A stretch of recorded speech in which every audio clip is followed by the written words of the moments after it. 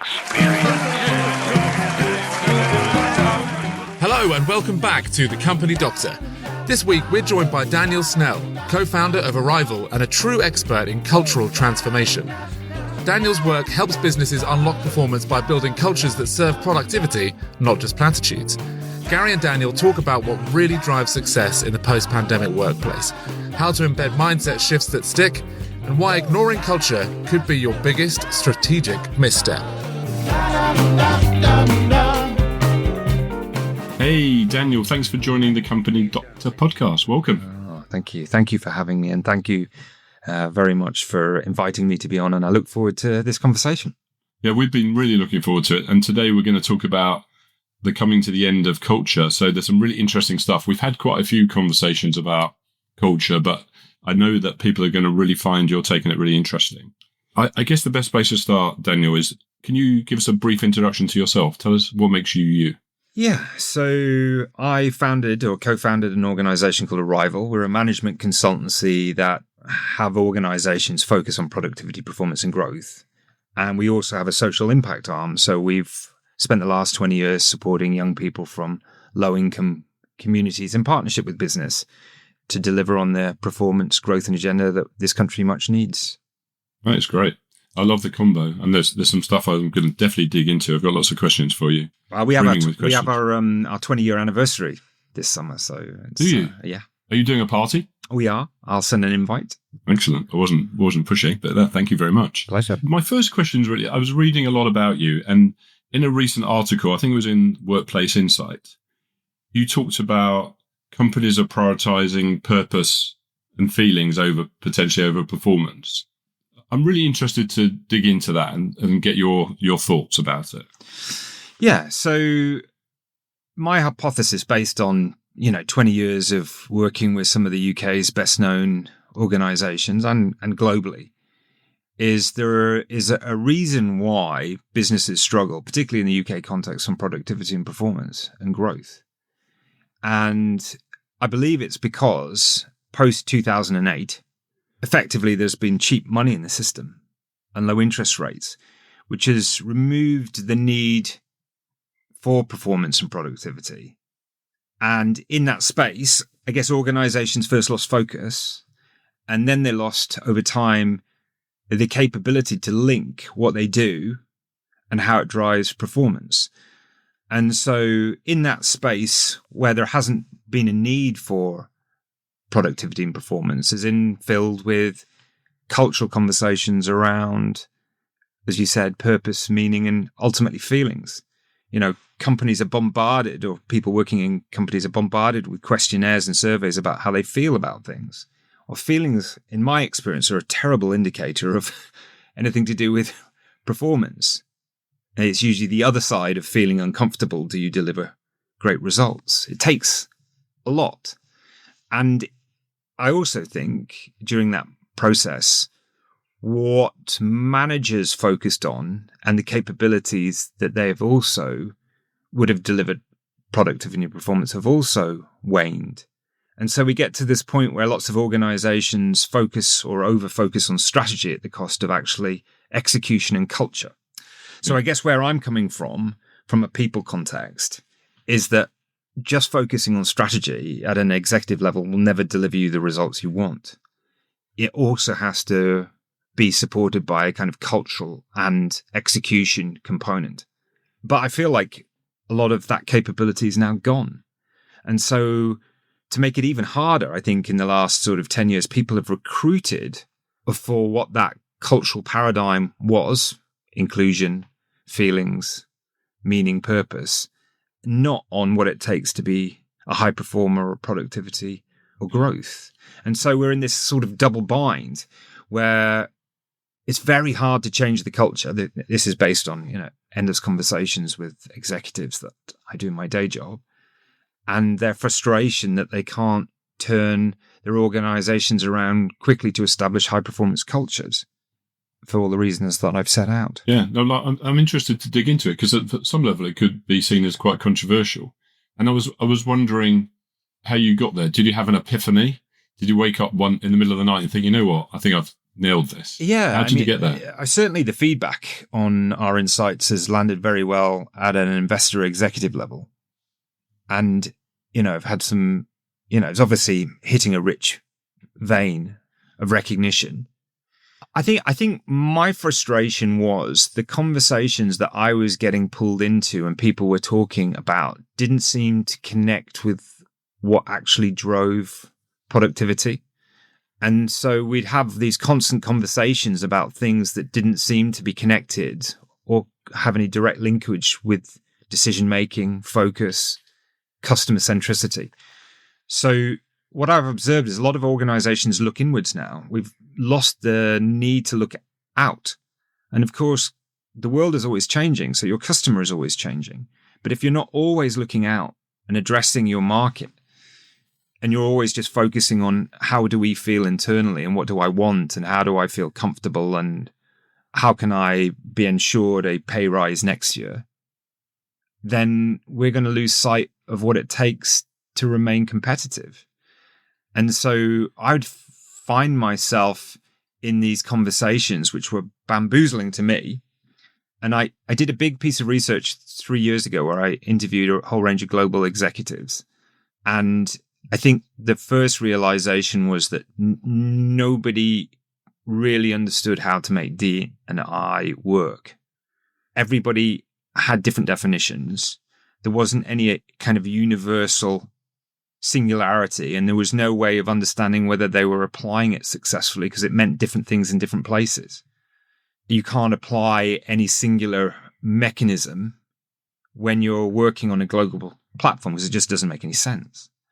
And so I realized that culturally we were starting to go down a route that wasn't unlocking what I had initially called the diversity dividend, which is the commercial and performance opportunities of having different teams that were well managed, focusing on the things that could drive greater productivity and performance. It become about a performative agenda, not a commercial performance agenda. And it just seemed like to talk about that seemed problematic. And just generally because our investors, we've got some very significant investors in Arrival. So I have these kind of conversations all the time. There's just a general challenge of having businesses become productive. And when you speak to leaders, they have one approach. And when you go down into the organization, they seem very confused. And interestingly, I'm sure you saw that Gallup report is actually most people are not happy with their culture. So we've invested an absolute ton of resource and time in the last sort of 15 years creating a kind of more understanding, inclusive, benign, feelings-based culture. But actually, that's not what people want. It feels like it's a sort of bottomless journey, really, to where are we going and who's managing it and what's the intention and what's it aligned to. I get what you're saying because, I work like you with a lot of companies and there's a lot of focus on changing the culture, improving the culture. But a question for you, and I think people that are listening, because our audience is probably a business-to-business audience, I would say, would be, well, okay, if I buy into that as a concept, what do I do with that? What's the practical approach to bring this to life then? If that is the case and it's true, what do I do? Well, you have to align your organization and everything within it and everybody within it to a strategy that's going to win. That sounds really simple, but that doesn't often happen. What happens is an executive team will come up with a strategy and then tell the organization what they expect or tell them the strategy. But because organizations and the people in it don't know how to contribute to that strategy in a meaningful way once you get down into the organization, people don't do that. They get distracted by a range of different things and it becomes very dissipated. And so people don't know how to contribute and don't know how to manage for that focus. So if you imagine an organization as a pyramid, at the top is the executive team and the strategy. The whole organization needs to be plumb lined into that strategy. And all of the processes, systems, people, focuses need to be aligned into that strategy. And this is the most important part. Everybody knows how to contribute to it, and that managers are able to create the right environment and unlock the best contributions, the contributions that drive greater performance. Removing everything else. Distractions, things that are not directly linked or connected to that strategic growth agenda. Everything else has to be removed. But Danny, how do you do that? Look, just like changing the wheels on a car that's moving 100 miles an hour. How, from your experience, how do people do that? I understand what you're saying, but how do you do it? So, for instance, you would define what the intention of a project was, or a meeting or a decision point, and you would have a clarity around what good would look like. And then you would explain how you want people to contribute to that. And if people were unwilling or unable to contribute to that, then you should free them up to contribute elsewhere in the business that's going to bring real value. I think because the market situation has changed, Gary, because that benign environment has gone, people are going to have to be able to clearly articulate and demonstrate the linkage between their salary and what they do and how it drives the strategic agenda. Because if you can't do that, you're in a real pickle, because we're just about to go through a kind of cost efficiency phase, accelerated, I imagine, by AI. And therefore, I know this is ridiculous for old timers like you and I, but it would have been obvious what you were working on and how it was driving something. But now, because of this kind of cultural paradigm, it's flooded with complexity where performance or whatever is often seen as a bad thing, or an unpleasant thing, like accountability. Yeah. But we're getting to a point where people are going to have to again articulate what they do and how it drives directly the benefit, whether it's sales or performance or efficiency. You're saying there's a consequence for. Yeah. But the question, as a side question, because it's conjuring up a question for me that I need to ask you. What's your thoughts about behaviours, and how important is it to reinforce these behaviours to make that work? Because I understand what you're saying, but someone's got to be accountable for driving this. Yeah. And what's your thoughts about behaviours? Well, to the accountability, ultimately, it's the executive, right? And that was my point. Executive on the whole, this is obviously not true everywhere, but executives are preoccupied, over-indexed on strategy because it's glitzy and it's shiny and you can control it, over the cost of actually execution and making sure that the culture and the productivity is actually happening. So they then have to enforce that managers are able to unlock those contributions, train them, remove them if they can't. The behaviors that they're looking for have got to be embedded with the sort of behaviors that are going to drive productivity. Better decision-making, focus, pace, all the things that are going to increase the quality of decision-making, but also make sure that their focus is in the right place and demonstrated at the right time in the right way. Do you think it's important, though, to reinforce those? But I appreciate you need to have the right behaviours, but that's easy to say, not easy to do. Do you think it's important to have a way of reinforcing those in the business to make sure it works? Yeah, it's essential. But going back to my model, what that does is it forces out distractions, so it obliges people to behave and contribute in a particular way. So, for instance, we're back in this particular project. What is the intention of the project? What decision are we trying to do? How are you contributing to that? If you can't contribute to that or bring the right behaviors, that's going to become quite apparent. And so for me, the design, the architecture of the program, or rather of an organization and how it's designed, is actually going to drive the right behaviors ultimately. And if I said to you, people are happy at work are more engaged, true or false? I don't think the evidence is there for that. What is happiness? I don't know what it is that causes happiness. I think it's a state of mind that can be kind of influenced on a whole range of factors. Probably not a wise set of factors to think about how to run a business. But then what's the correlation between happiness and greater productivity, performance, and growth? Clearly, it's not there. And by the way, I'm not saying let's go back to the bad old days. I'm not saying that. I'm not.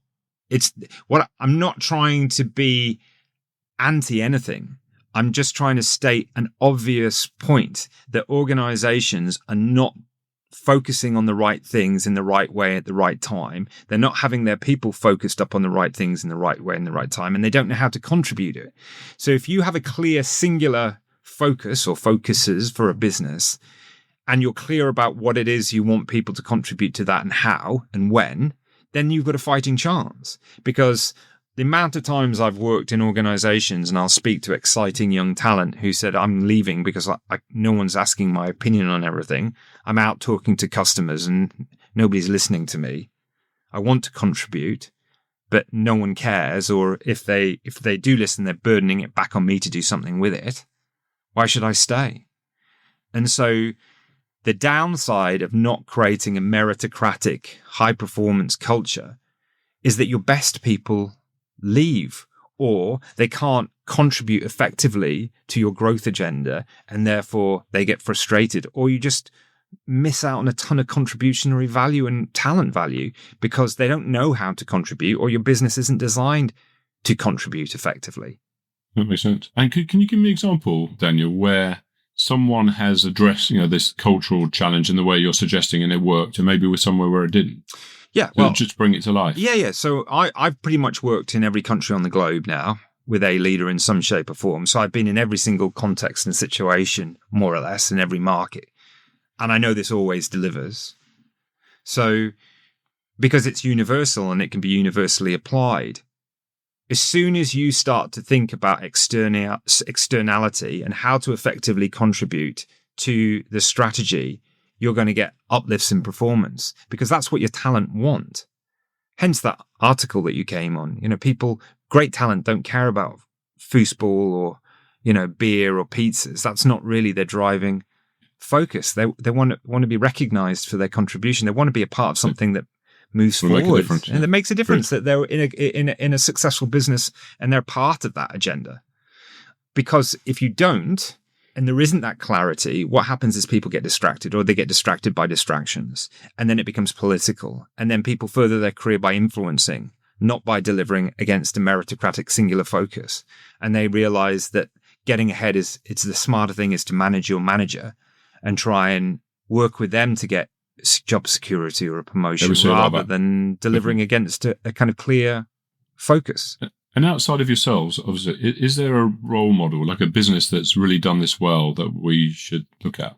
I think, generally speaking, I think where my insight can be applied is everywhere.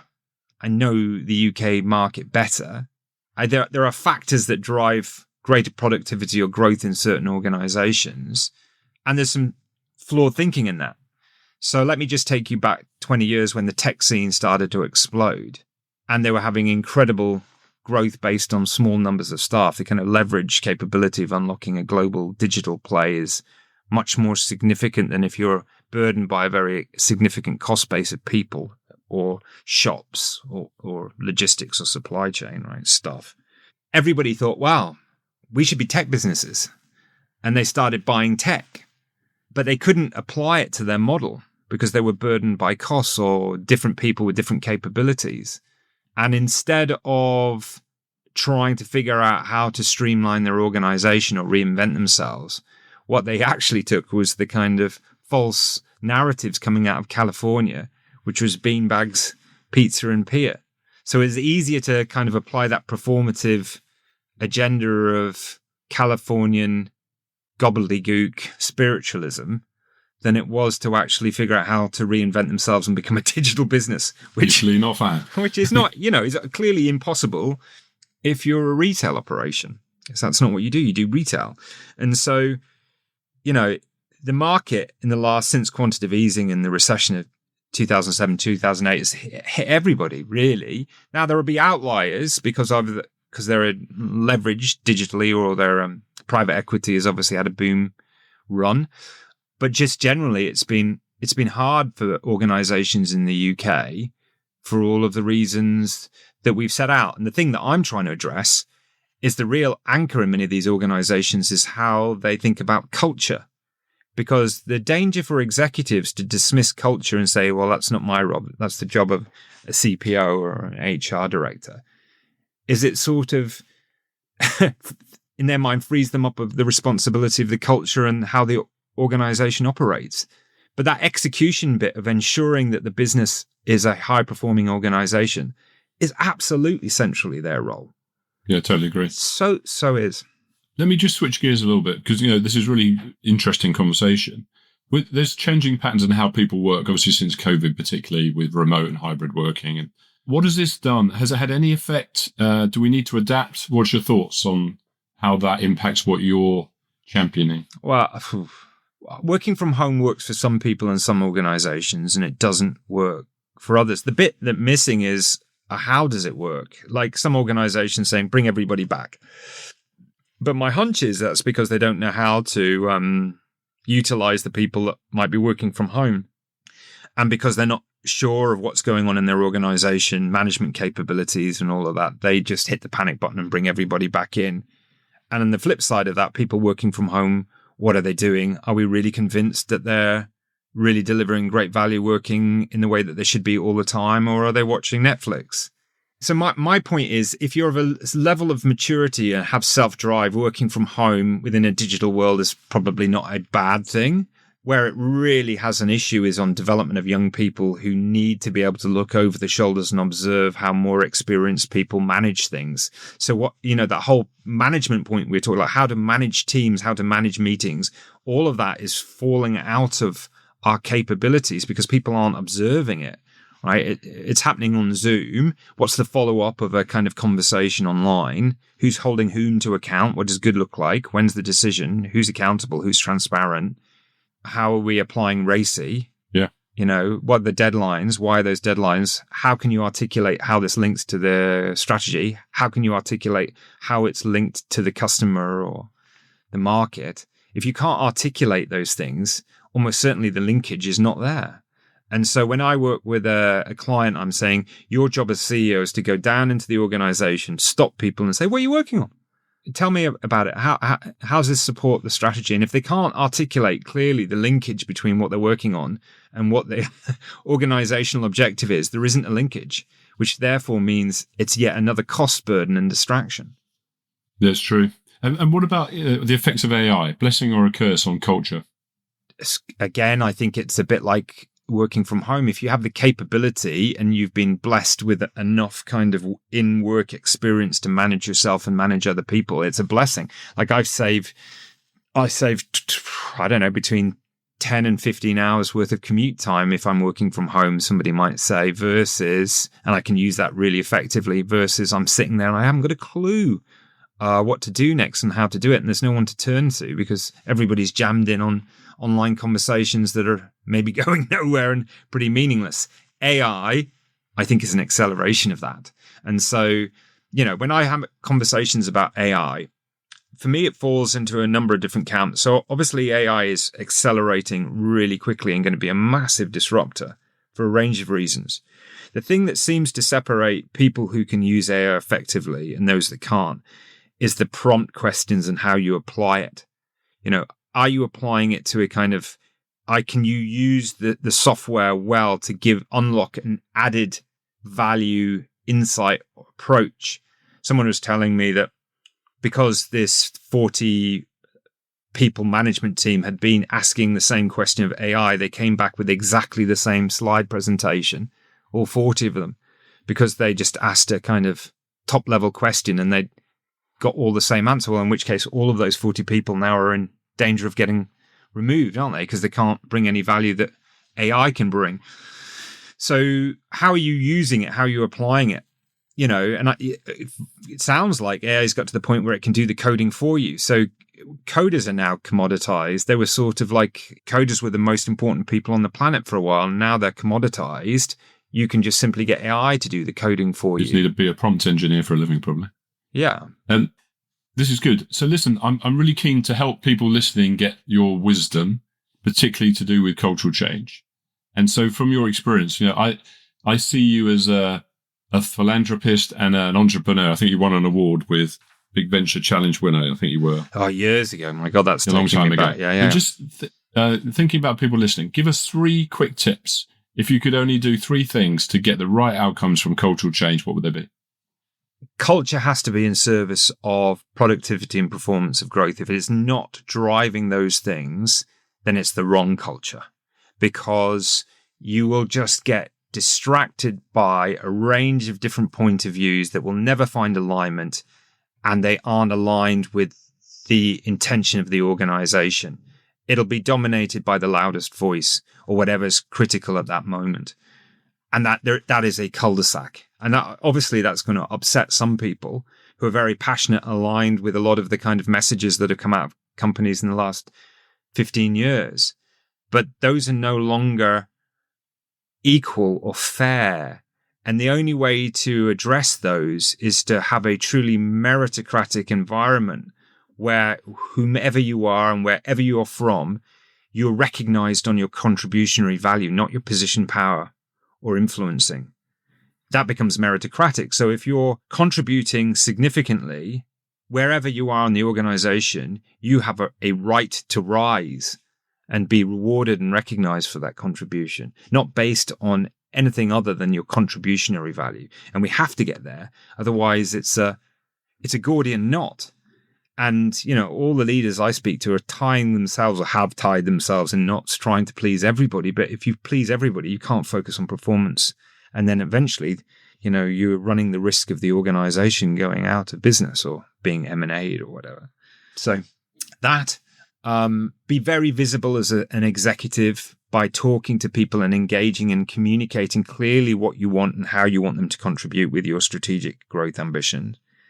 Your job partly is to set the strategy, but also to walk around the shop floor, talking to people and not telling them all, but recognizing and rewarding the right behaviors and the right decisions and the right focus and the right results. Because I'm a much bigger fan of carrot than I am stick.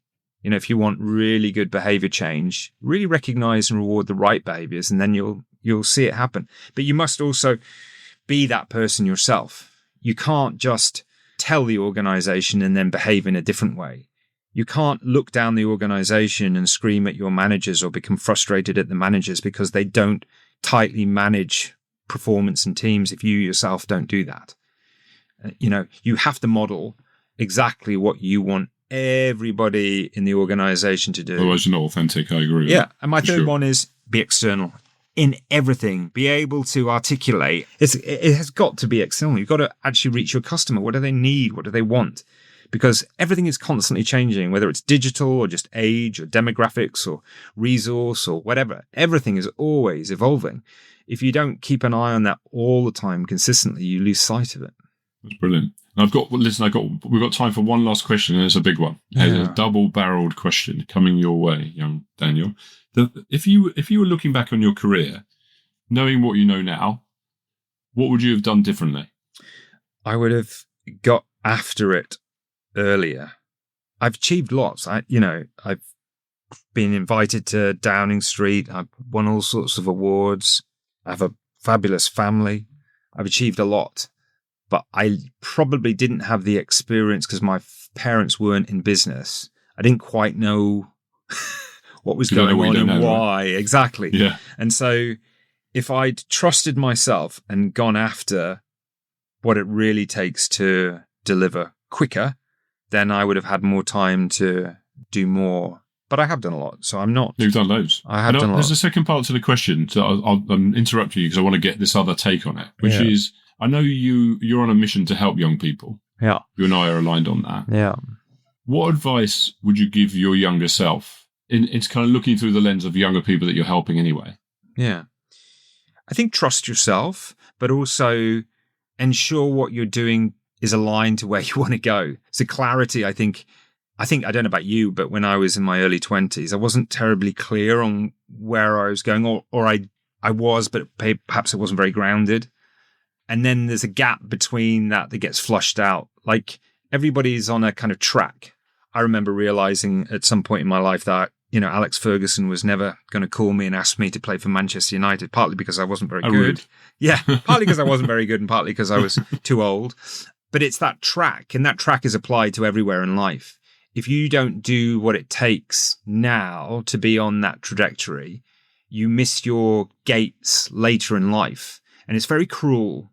So particularly those young people that I work from inner city communities, they don't understand any of this, right? They don't have a navigationable process. There's no way of helping them understand what the working world is like or how to get on or how to become a CEO or anything like that, because they can't turn to parents or a network to say, which university do I need to go to? How do I get work experience? How do I get my foot through Goldman Sachs door or whatever it is? They just drift versus people who are tuned in, whose parents or network have all of those experiences that can navigate them through it. So for me, you can't convince me, I've never been convinced on this, that talent just doesn't sit on a bell curve. So whether it's low income, gender, ethnicity, wherever, you're going to have some amazing talent here and you're going to have some poor talent. You're going to have everyone else in between. And so just because you're from low income schools doesn't mean that you're not amazingly talented. You just have to be able to understand how to apply yourself in a very focused way, in the right way at the right time to get through those gates. Otherwise, you're making it harder and harder with every year to play catch up. Fantastic. Got some really great insight and a great way to finish. Daniel, really appreciate you coming on. I think you've really given me some food for thought, that things I hadn't really thought about. I do a lot of work with companies on culture, but the title coming to the end of culture, I think you've shaken the tree a little bit and given people some other thoughts. Yeah, if I can jump back, good way. If I can jump back in there, I just feel like we are literally coming to the end of an epoch where we got focused on a kind of culture which was fit for the particular time that we were in, because there wasn't really pressure to deliver that. We've now come to an end on that. Everybody's talking about growth, productivity, and performance. Culture, as it's currently understood, is a drag and anchor on that has to be resolved, which means how people think about their job and how they contribute to the organization is about to have a handbrake turn, if your audience weren't already aware of that. We are here.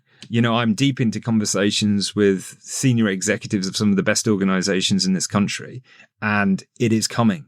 And so you have to be able to figure out very quickly, if you're listening to this and you're in a management role or a colleague, how are you going to effectively contribute in a way that drives the strategic ambitions of the organization? Because if you can't directly articulate that, you're in trouble. Brilliant. What a great way to finish. Well, handbrake turn. Daniel, thanks so much for coming on the Company Doctor podcast. It's been great. Thank you for having me, and really nice to meet you and your audience. Yeah, likewise. Thanks so much.